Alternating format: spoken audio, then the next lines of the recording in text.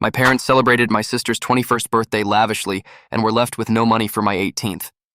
But at the birthday party I organized, things became a disaster for them when I told the truth. Hello, everyone.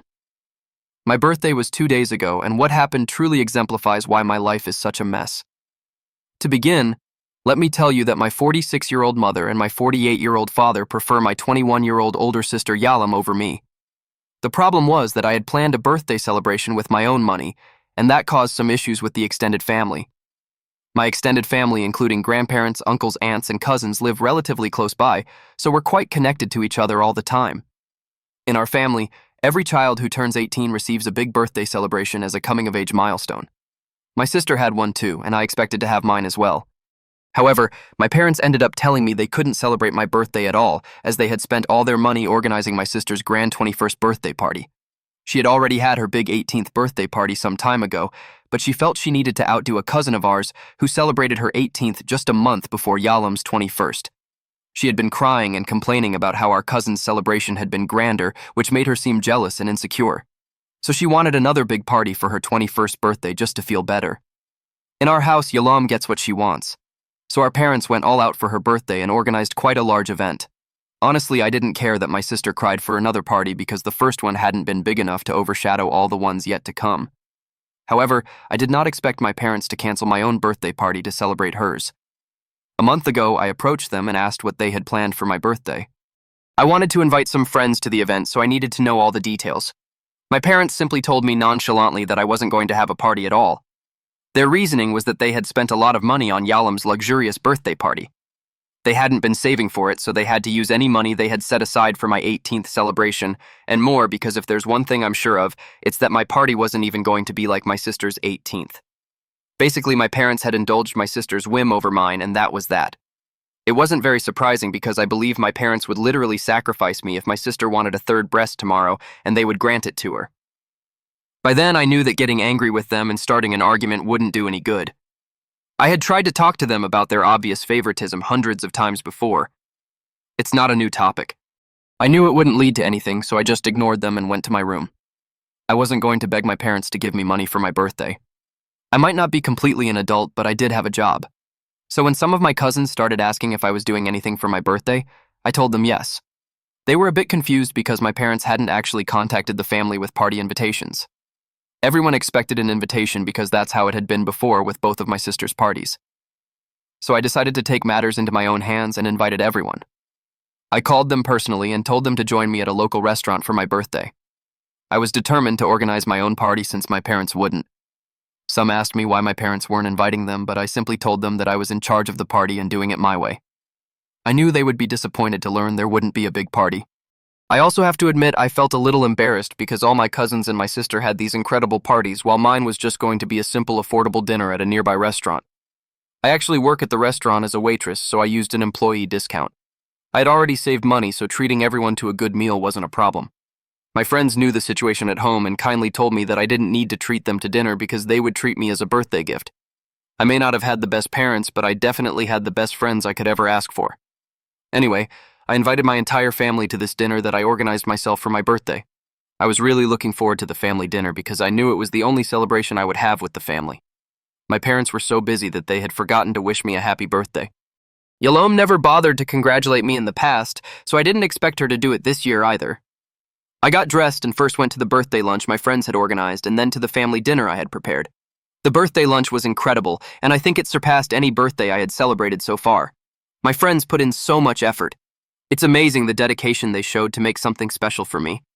Honestly, I think their celebration erased any sadness and pain I felt about not being able to have a big party like my cousins. However, I was also looking forward to the family dinner. I know my extended family loves me, so I was excited to celebrate the special day with them. From the beginning, I noticed that everyone at the table looked a little confused and bewildered. No one said anything really, but I could tell they weren't expecting such a simple party. Everyone did their best to appear happy and showered me with a lot of affection, but I felt a little bad because they were disappointed. When the dishes started coming out, everyone began to look even more confused. My grandparents then asked where my parents were and when they were going to arrive, and I told them they weren't coming. I think they could tell what was going on, but I believe at first they just thought I had fought with them over some nonsense and that was all. So I didn't want to lie or hide anything about what was happening, so I told them the real reason why my parents weren't at the party. The family didn't say anything or try to ask many questions so as not to ruin the day. The rest of the birthday went quite well and the family seemed to enjoy the food. There were some raised eyebrows when I paid the bill myself. Overall, I'd say it was a pretty good birthday. The real problem started the next day when my mom and dad burst into my room yelling at me about how I had made them look bad in front of the family. Somehow I could gather from their shouts that my grandparents and some relatives had spoken to my parents and severely reprimanded them for their favoritism and for not showing up to the party I had organized, though to be honest, I hadn't invited them either. My parents were furious with me and said I should never have thrown a birthday party, much less told everyone it was all my sister's fault. They've been extremely angry with me and punished me for disrespecting them in front of the family. My sister also came into my room to insult me because the cousins were telling her a few things, and she doesn't like that kind of attention. She likes attention to be about the nice things she receives like a big party, and not because people see her for who she really is. The good news is that I'm 18, so punishing me isn't exactly effective right now. They also call me selfish and entitled because I complained to my grandparents about how my parents did nothing for my birthday and only focused on giving my sister what she wanted. The thing is, I wasn't going to lie or go without a birthday party because my parents love me less, or maybe not at all. My friends know about this, so they've offered me asylum if I need it, which means I'm not afraid of my parents' threats. As for telling them, although I had no intention or desire to make my parents feel bad, I knew it would raise a lot of questions. If my parents didn't want this negative attention, they could have chosen not to celebrate my sister's 21st the way they did, or they could have set aside some money at least to throw a small party for me. But if they didn't, I wasn't going to stay in my room all day either. I did what I had to do. And if that clashes with my parents' reality, it's not my fault. I really just wanted to have a small celebration with my extended family, and that's it. But now my parents are blaming me for making them look bad in front of everyone. I talked to my friends and family about this, and they think I did nothing wrong and don't deserve their anger. But my parents and sister are driving me crazy. The cousins who are closer to my age have been messaging me and asking questions about why my parents did what they did. Because despite the favoritism, they don't know why they prefer my sister more than me. What is my parents' hidden motive for being so horrible, and I don't have an answer for them because even I don't know. All I know is that they have been horrible parents. I'm already 18, and it will be a problem as long as I keep living here. I have the option of staying with my friends, but until it's strictly necessary, I don't want to use it. I know how difficult it is for other people when guests overstay their welcome. And since I don't have university plans, it's not like I'll be leaving in a few months anyway. Many of you have been messaging me and leaving comments. I can't respond to all of you, so I made a small edit to add some details. Some of you correctly guessed that my sister is the golden child, and to be honest, I didn't really know this term until people here pointed it out to me. For me, she was simply the favorite, and that was that. I did a little research and can safely say it fits my sister's description. Frankly, I don't know why my parents are like this. I really don't have an answer for those who ask what I did wrong to be treated this way by my parents. All I know is that my parents have always preferred my sister over me in every aspect. For those who say I'm the bad guy because I intentionally left my parents off the guest list just for revenge and out of spite, I have a question. So what? If I had done it with the plan to embarrass them, it would be nothing compared to what they have done. And for those who say that I was already 18 and could pay for my own party, well, that's exactly what I did. I guess my parents and sister aren't so unique, and in the comments section there are many people who believe they have the right to treat others badly, but when those people get tired and do something, they are the bad ones. Luckily, they're not too many, rather just a few, but they are there twisting everything to make me look like the bad guy because I wanted to have my birthday party like everyone else in this family has. My parents didn't even remember my birthday. Only when the family told them something did they find out about everything. And no, I didn't even get a belated happy birthday wish. My sister even made a comment about how she doesn't eat at shabby places anyway when she found out. I know she said it maliciously because it's not a bad restaurant at all. I guess in her eyes it was shabby because I worked there and it's not a 5-star restaurant. Besides, let's consider the scenario where I had invited them and they had attended. If they had, it would probably have been strange because it didn't resemble the family tradition at all. So either way, everything would have been worse. Even if I had invited them, they surely would have asked me to cancel and lie saying I was sick or whatever, just not to celebrate. In any case, my parents would have looked bad and it's not exactly my fault. Update 1. This update is just to clarify my thoughts and talk a bit about everything and nothing specific at once. Also because you asked for it and I owe it to you. Because while I highlighted negative comments in my previous post in this one, I'm going to focus on the positive ones on those people tired of parental favoritism. Well, I thank you, and I'm grateful that there are so many people like that, because if the proportion of people like my parents and my sister is much smaller than the rest, that makes for a much better society. I say this because I've always had the perception that the proportion was different. In my family, there were 4 of us and 3 were like this, so I was disheartened. I grew up with the idea that parents shouldn't be questioned. I had tried to express my feelings several times about how neglected and sidelined I felt compared to my sister. My parents always argued and yelled at me when I did. They called me ungrateful, selfish, and entitled for trying to say that my parents weren't doing enough for me. By the time I turned 14, I pretty much knew they probably had no legitimate reason for their favoritism. I just thought maybe they couldn't help but hate me and adore my sister. When I was younger, I used to cry a lot over my parents' favoritism. I always did it where no one could hear or see me cry. My parents don't like it when I cry. Apparently, I'm a nuisance when I cry. When my sister cries, they rush to give her what she needs. They gave her a new party after all. What bothers me is that me telling this story makes them look horrible. But instead of realizing that I'm not the messenger, but they are the ones causing this, it's easier to use me as the scapegoat. Yes, I read that word in one of the comments and I'm going to use it. Little by little, I stopped crying about all of this completely.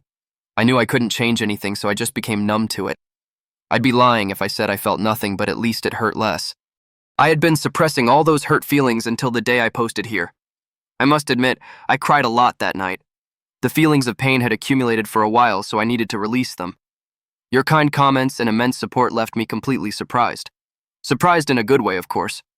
I may have become numb to the unfair treatment I've received at home, but it's not like I feel nothing at all. I've been thinking about how truly unfair my parents have been. I've been analyzing everything from different perspectives, and this is the result. My parents still treat me with indifference and believe they have punished me, but since I haven't had to go anywhere beyond school yet, I haven't fought against that punishment either. But if a friend invites me to do something or I have to do something beyond what their punishment allows, I'm going to act as if I'm 18. I think my parents have forgotten that I turned 18 because they've been very busy with their problems in quotation marks. Update 2. Guys, I am extremely touched by all the help you have offered me on this platform. I received direct messages from several people who wanted to send me money to have something to rely on if my parents actually kicked me out. I appreciate it, but I feel bad receiving help from strangers when I already have a support network. My friends have already offered that, and I believe my extended family could give me a hand if it came to that. I heard you loud and clear when you said I needed to gather some evidence of my parents' favoritism beyond the party so it wouldn't be an isolated incident. It took me 2 days to collect some proof that my parents were pressuring me to fix what I did to lie, saying that I was angry with them over some silly thing. I also managed to get them to confess that they didn't organize my party because they were out of money after spending everything on Yaloms. I had to have a couple of conversations with my parents to gather those proofs, but I think I did a good job considering everything I got. So I gathered as much evidence as I could and then went to my grandparents' house to show it to them. They already knew about this because they were at my birthday, but this time it was with more concrete things. To be clear, the extended family I'm talking about is on my dad's side.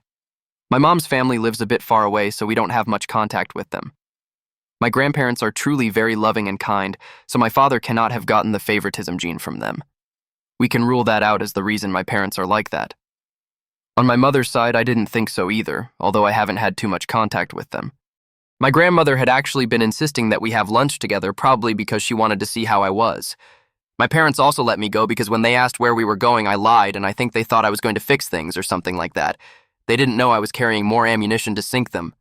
One thing is to say, my parents show favoritism, that's why they didn't organize my party. And it's quite another to show audio and written evidence where they say it openly. My grandparents were absolutely horrified. I felt bad unburdening myself like that with them because my grandmother looked like she was going to have a heart attack. Fortunately, that wasn't the case, although my grandfather was ready to tear out a heart to give to Grandma if hers failed. You can imagine the amount of hugs and kisses I received from my grandparents after all this. I didn't do it for that, but grandparental love is always welcome. I won't deny that I like someone showing me what my parents can't. I've been the happiest when I'm with my grandparents and cousins. I feel more protected and loved with my aunts and uncles than with my own parents. This is why they never saw the favoritism. It's not like they saw me with a long face at gatherings because when I was with them, I was truly a happy child. Some extended family members found it strange that my parents spent so much money on Yalom's 21st birthday, but they didn't say anything because it was my parents' money. My grandparents asked me to send them all those proofs. Well, to send them to my grandmother because my grandfather is one of those people who think mobile phones are charged by... No, not really, but every time I've tried to teach him, it's been in vain. My grandmother, on the other hand, loves talking to her friends to organize things, so she learned quite quickly. My grandfather prefers to keep grumbling at his friends on a regular phone, which is the key to going golfing or fishing. Each grumble has a different meaning, and it's hilarious to listen to. That same evening, they had a small family video conference. The next day, they decided to confront my parents directly. Do you know what happened next? My parents told them exactly that I was angry with them, that I didn't want them to organize my party and those kinds of things, but with the evidence, they didn't get very far. It was as if my parents were asking the family to use their imagination, while behind them, there was a big elephant in the room telling them they would need a lot of current situation. Since this post has already become too long, I won't give any more details of what happened next. In summary, I am now staying at my grandparents' house. I spoke with them this morning, and they offered me to stay there for an unlimited time. So when my grandparents told me I could stay with them, I jumped at the opportunity. Today is Saturday, so I don't have school tomorrow. Today I don't have to go home for anything. I took a day off from work because I know things will get worse after this. I really don't know what my future will be like because, as I told you, university was never in my plans. My parents and sister have been sending me messages, but I haven't read a single text yet. I'm going to let my grandparents handle it because that's what they want to do, and they asked me to. Update 3. I am so sorry for having been absent for so many weeks. I knew things would get bad when I left because it was more fuel to the fire with my parents, but I didn't expect a forest fire followed by an earthquake and a bit of a tsunami to top it off. My grandparents had planned to go see my parents and have a chat with them. Well, they decided to go with reinforcements. I had no idea that my grandparents had called all my aunts and uncles to have a kind of intervention. My aunts and uncles shared the same anger as my grandparents in every way. This family does not like favoritism. Everyone came and showered me with hugs, kisses, and gifts. Yes, they brought me a ton of snacks to feed my food anxiety attacks. They also brought their kids to keep me company and protect me from any problematic calls my parents might make after talking to them. I can't give you exact details of what happened at my parents' house, but it wasn't pretty. The situation got out of control, and apparently there was a huge fight that ended up involving the police. Everyone was so agitated that they kept yelling at my parents until the neighbors called the police due to the noise complaint. From what one of my aunts told me, my parents hated me because of how they ended up talking about me. No, I am not the child of an infidelity, but for a while my dad suspected I might be. Mom had an affair, and Dad found out when she was pregnant. Mom didn't want to get a prenatal DNA test, so they had to wait until I was born to do it. Apparently, the family went through hell during that time, and my parents were on the verge of divorce. My sister was also affected by all the drama and fights that were happening.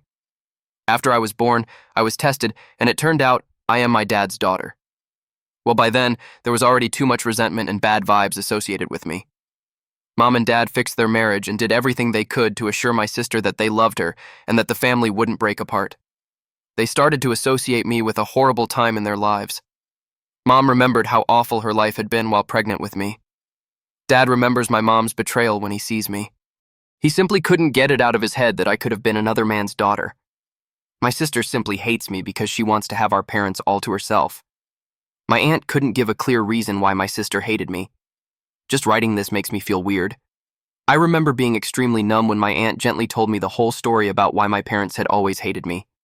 She works as a therapist, so everyone thought it would be best for her to break the news to me. I'm glad they did because I really needed to know. Now that I know the reason behind my parents' behavior, I have no doubt that they are absolutely horrible people. They mentally destroyed me and neglected me due to their own problems. I was just an innocent child, but I received the harshest punishment. From that day, I decided to have no contact with my parents. My parents left some really apologetic text messages saying they felt guilty and wanted to make amends. You know all that, but I partly understand why they suddenly feel regretful. I've been informed that my grandparents are disinheriting my parents and also my sister. In terms of a will for them, there is no will anymore, as a wise poet would say. The rest of the family has also cut them off. My parents are now trying to fix things because, well, now they are alone and isolated.